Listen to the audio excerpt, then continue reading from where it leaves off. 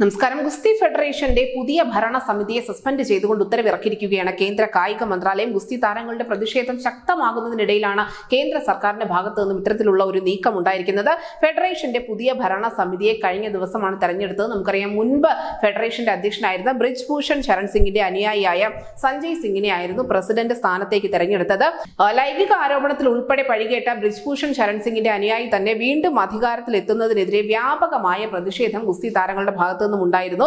ഗുസ്തി താരം സാക്ഷി മാലിക് തന്റെ കരിയർ അവസാനിപ്പിക്കുന്നു എന്നുള്ള പ്രഖ്യാപനം പോലും നടത്തുകയുണ്ടായി. മാത്രമല്ല, ബജ്രംഗ് പൂനിയ ഉൾപ്പെടെയുള്ള താരങ്ങൾ സഞ്ജയ് സിംഗിനെതിരെ ശക്തമായി രംഗത്തെത്തുകയും ചെയ്തിരുന്നു. തെരഞ്ഞെടുപ്പിൽ 47-ൽ 40 വോട്ടുകളും സ്വന്തമാക്കിക്കൊണ്ടാണ് സഞ്ജയ് സിംഗ് ഈ ഗുസ്തി ഫെഡറേഷന്റെ തലപ്പത്തേക്ക് എത്തിയത്. ലൈംഗിക അതിക്രമ കേസിലെ പ്രതിയായ ബ്രിജ്ഭൂഷണെതിരെ നടപടി ആവശ്യപ്പെട്ടുകൊണ്ട് ഗുസ്തി താരങ്ങൾ പ്രതിഷേധം തുടരുന്നതിനിടയിലായിരുന്നു സഞ്ജയ് സിംഗിന്റെ ഈ ഗുസ്തി ഫെഡറേഷന്റെ അധ്യക്ഷ സ്ഥാനത്തേക്കുള്ള ഒരു കയറ്റം.